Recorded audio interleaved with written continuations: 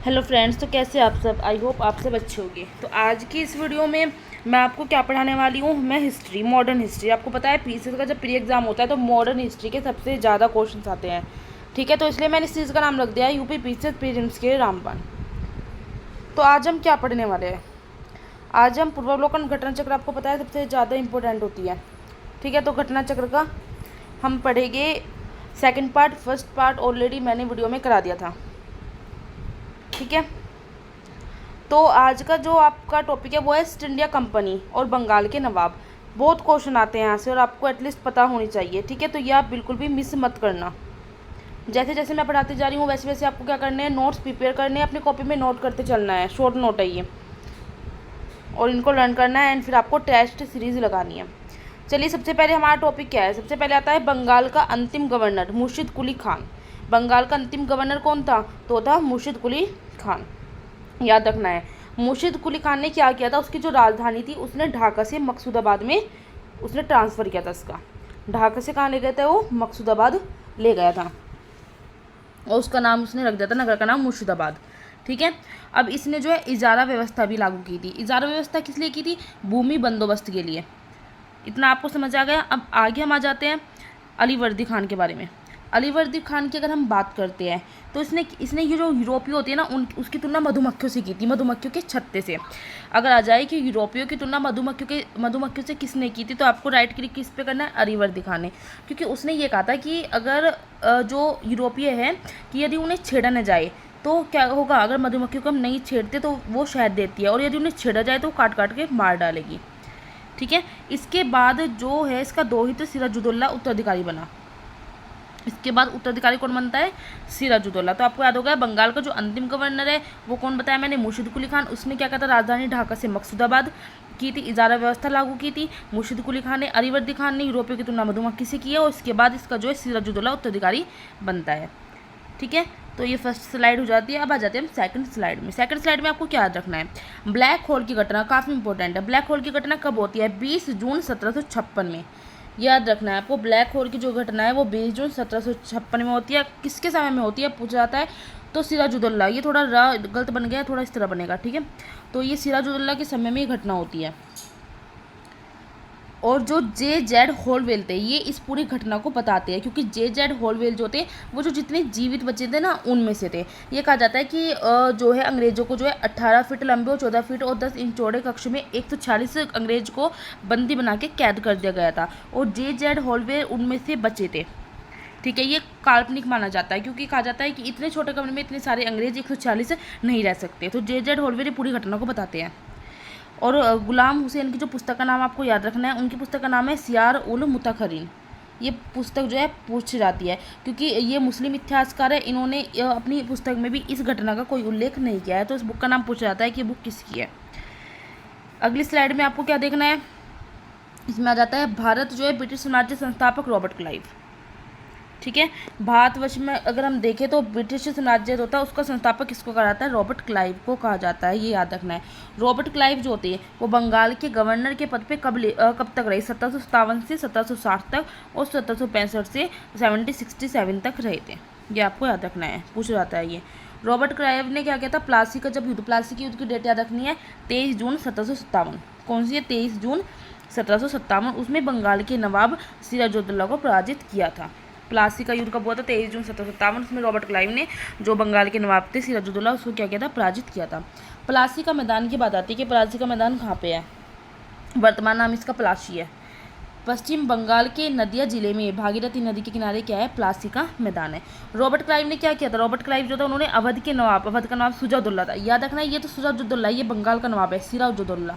लेकिन जो अवध के नवाब की बात आती है तो सुजाउद्दौला जाता है। उसके साथ इसने इलाहाबाद की संधि की थी। इलाहाबाद की संधि आपको याद रखनी है कि इलाहाबाद की संधि कितनी हुई थी? 2 संधि हुई थी। नेक्स्ट स्लाइड पर जाते हैं हम। नेक्स्ट स्लाइड पर आप क्या देखोगे? जो है विलियम पिट के बारे में। ठीक है, विलियम पिट ने जो रॉबर्ट क्लाइव था उसके बारे में कहा था कि वह स्वर्ग से उत्पन्न सेना नायक था। किसने? ये आ सकता है कि स्वर्ग से उत्पन्न सेना नायक क्लाइव को किसने बताया था? तो विलियम पिट ने बताया था।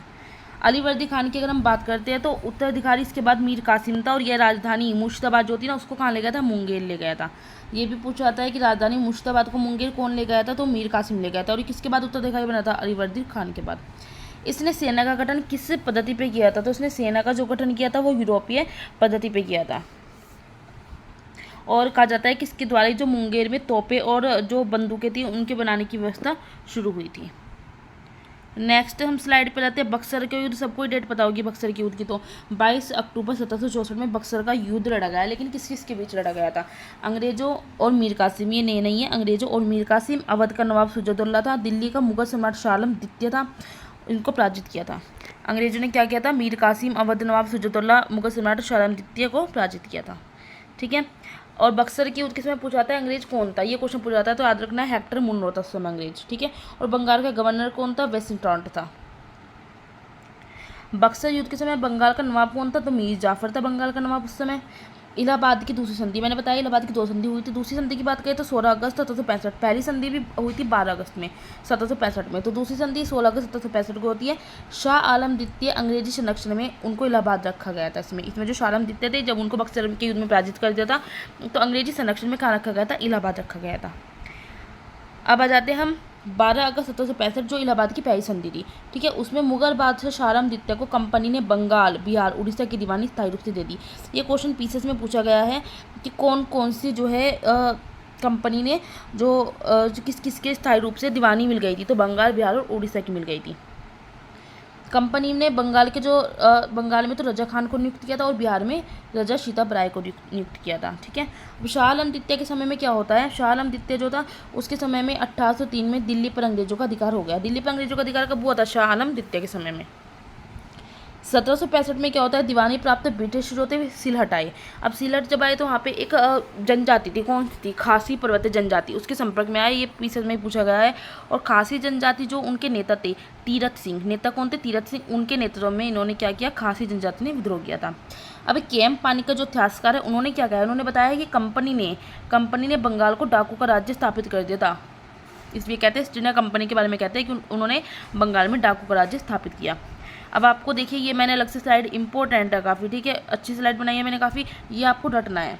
क्या रटना है इसमें, अंबर का युद्ध कब हुआ था, क्योंकि पीसेस में ज़्यादातर जो क्वेश्चन आते हैं ना, या तो क्रोनोलॉजिकल के हिसाब से आते हैं कि क्रम में लगाए, या आते हैं कि मेल मिलाप वाले कि अंबर का युद्ध कब हुआ था, प्लासी का युद्ध कब हुआ था। तो आपको ये आप एक पेपर पे लिख के कहीं भी लगा रहे हो, और आपको ये रटे होने चाहिए कि अंबर का युद्ध कब हुआ था। अंबर का युद्ध हुआ था अगस्त 1749 में। किसके बीच हुआ था, फ्रांसी और कर्नाटक के बीच। प्लासी का युद्ध सबको पता होगा 23 जून 1757 में हुआ था, अंग्रेजों और बंगाल के नवाब सिराजुद्दौला के बीच।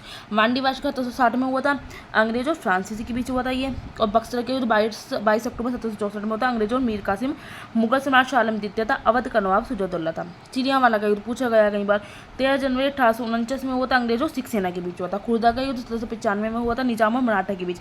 अगर हम बात करें अंग्रेजों का सबसे ज़्यादा विरोध किसने किया, यह पीसेस में क्वेश्चन पूछा गया, सबसे ज़्यादा विरोध जो था मराठों ने किया था। तो आपको ये स्लाइड तो अच्छी तरह से रट लेनी है।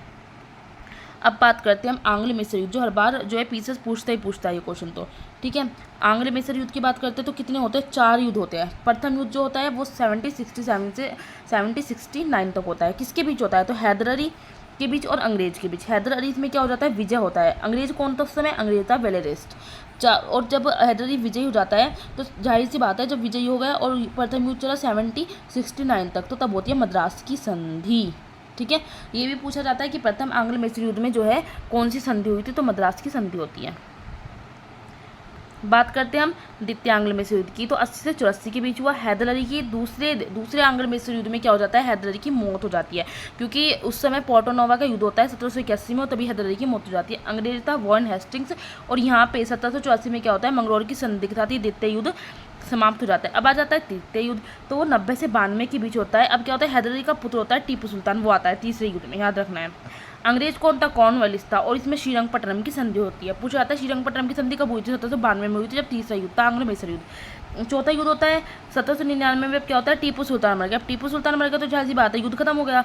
अंग्रेज कौन था इस समय अंग्रेज था वेलिजरी। और क्या हो गए, ये 4 आंग्ल मिस्र युद्ध हो गए। बहुत इंपॉर्टेंट है, प्रथम द्वितीय तृतीय चारों की आपको डेट याद रखनी है। कौन सा अंग्रेज था, और हैदर अली कब तक था, कौन सी में मारा गया, टीपू सुल्तान कौन सी में था, कौन सी संधि हुई थी, मद्रास की संधि, मंगलोर, श्रीरंगपट्टनम की संधि, अच्छी तरह आपको याद रखने है ये। पीछे यहीं से क्वेश्चन आता है। ये क्वेश्चन तो हर साल आता है एक तो। नेक्स्ट स्लाइड में रहता है, आयरलैंड के लॉर्ड समाज ने वेलेस्ली को किसकी उपाधि दी थी? एक उपाधि थी मार्कस की। ये याद रखना है, ये क्वेश्चन पूछा जाता है। आप सोचिए ये वाला क्वेश्चन तो हमने पढ़ा ही नहीं था कहीं। तो जो वेलेस्ली को मार्कस की उपाधि किसने दी थी? तो आयरलैंड के लॉर्ड समाज ने दी थी। या क्वेश्चन बन सकता है, आयरलैंड के लॉर्ड समाज ने वेलेस्ली को कौन सी उपाधि दी? तो मार्कस की उपाधि दी थी। अब मैसूर की गद्दी पर अड्यार वंश का बालक कृष्णराज बैठा। ठीक है, अब सभी क्या सोचेंगे? अब क्वेश्चन इस तरह से बनता है कि जब मैसूर में जाहिर सी बात है टीपू सुल्तान मर गया, अंग्रेजों ने उस पर अधिकार कर लिया, तो जाहिर सी बात है उस पर कौन बैठेगा? उस पर कोई अंग्रेजी बैठेगा। तो 3 तो आपको अंग्रेजों का नाम दे देगा और एक आपको दे देगा कृष्णराज। तो आप सोचोगे नहीं, कृष्णराज तो बैठ नहीं सकता क्योंकि मैसूर पे तो अंग्रेज का राज हो गया था। लेकिन क्या हुआ था? अड्यार वंश का बालक कृष्णराज गद्दी पर बैठा था। बेगम समरू की इस पर क्वेश्चन आया है, पीसीएस ने पूछा है। इन्होंने चर्च का निर्माण कराया था। कहाँ कराया था? मेरठ के पास सरधना में। ठीक है, और बेगम समरू के जो पति थे वो कौन थे? वे थे यूरोपीय वाल्टर रेनहार्ड सोम्प्रे। ठीक है, तो आपको याद रखना है। ये हो जाती है स्लाइड खत्म। देखिए कितने इजी वे में आपने ये जो कंपनी के बारे में और ईस्ट इंडिया कंपनी बंगाल के नवाब के बारे में सब कुछ पढ़ लिया। क्वेश्चन यहीं से आने हैं। अब देखिए, अगर आपके पास पूर्वावलोकन है ना, आप वो उठाइए। मैंने पूर्वावलोकन का शॉर्ट नोट बनाया है, ये सारे क्वेश्चन निकल जाएगी इजीली। मैं क्वेश्चन भी करवाऊंगी लेकिन बाद में करवाऊंगी। अगर आपको क्वेश्चन देखना है तो आप मुझे कमेंट्स में जरूर बताना। ठीक है, अब आपको क्या करना है, आपको मेरी वीडियो देख के नोट्स बना लेना है। देखिए कितना सा है, इतना आप लिखोगे ना, आपको एक पेज में आ जाएगा। ये शॉर्ट नोट्स ऐसे बनाए कीवर्ड्स वाले, इसमें से भी आप कीवर्ड्स ले सकते हो। ठीक है, ये नहीं कि जो का तू ये उतार लो, इसमें भी आप कीवर्ड्स कर सकते हो। जितने नोट्स शॉर्ट हो गए, बस ऐसा होना चाहिए कि लैंग्वेज समझ आए कि हमने लिखा क्या था। ये नहीं कि हाँ लिखना था आपने नहीं लिख दिया वहाँ पे, या आपने खाली लिख दिया और आपको पता ही नहीं कि वो हाँ है या नहीं है। ठीक है, तो आपको वीडियो देखनी है। वीडियो के बाद आपको क्या करना है, अपने नोट्स बनाने हैं, उनको लर्न करना है और उसके बाद आपको टेस्ट सीरीज़ या फिर पूर्वावलोकन में जितने भी क्वेश्चन हैं वो लगाने हैं। इससे क्या होगा, आप जितने ज़्यादा प्रैक्टिस है, जितने ज़्यादा क्वेश्चन लगाओगे तो एग्जाम में आपको एलिमिनेशन करने में या फिर क्वेश्चन को जो है सोल्व करने में बहुत आसानी होगी। क्योंकि जब आप थ्योरी पढ़ लेते हो, अगर आप क्वेश्चन नहीं लगाते हो तो एग्जाम में एग्जामिनर क्वेश्चन इस तरह बनाता है कि आप पता ही नहीं लगता, कि चारों ऐसे लगता है कि सही है। तो इसलिए क्वेश्चन आपको सबसे ज़्यादा लगाना है। इसलिए कहते हैं कि टेस्ट सीरीज सबसे ज़्यादा लगानी चाहिए। क्वेश्चन को हैंडल करने का तरीका पता चल जाता है कि क्योंकि एक ट्रिक होती है एलिमिनेशन से हम चारों में से आराम से बता सकते हैं। अगर आपको दे दिया कि बक्सर का युद्ध कब हुआ था, ठीक है, तो 4 ऑप्शन देगा, उनमें से आपको पता चल जाएगा कि हाँ 1764, जैसे आपको दे देगा 22 अक्टूबर ये, 22 अक्टूबर वो, तो आपको थोड़ा सा अंदाजा हो जाएगा कि 1700 के आसपास पड़ा था, तो कौन सा हो सकता है। तो अब आपको वीडियो देखना है और वीडियो को नोट्स बनाने हैं, और नेक्स्ट चैप्टर में नेक्स्ट वीडियो में लाऊंगी, और आपको बताना है कि वीडियो कैसी लगी और कमेंट्स ज़रूर करने हैं। Thank you so much.